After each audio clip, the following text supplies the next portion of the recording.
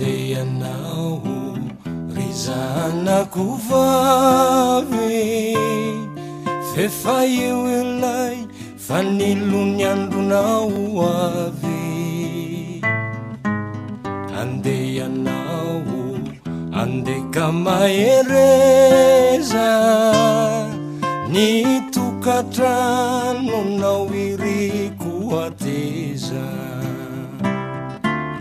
Ny masoko ratomangano ano, tsy tomany nalahelo fa andotsodrano. Ifaraneto nyanainy adidy, lehibe ianao ka tompo tsafidy. Lasaniny oloniny tsy fatapototra mpandalo mpivahiny.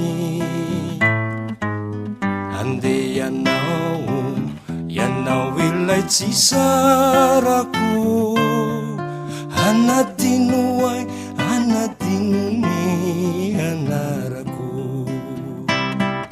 Aza mieritreritra fa sarotam-piaro, samity ianao zahay nefa fity tsy azo avangaro.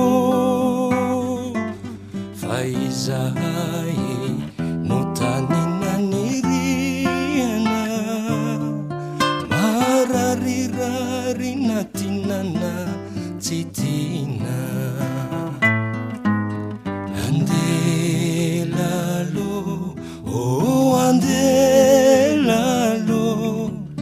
pindrany zahay fa tsy natao tompony.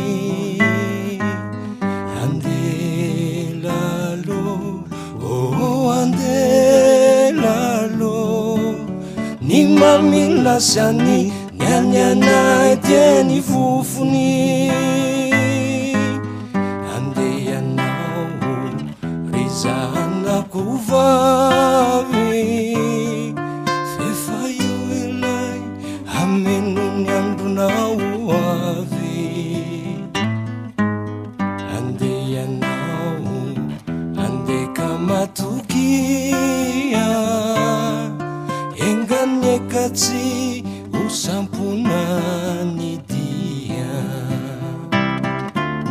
Ny reninao aza velangina, fa efa nisotro ny rano tsy tina. Raha mibaliaka ny fitiavanao anio, ireo nary mba tsy dio.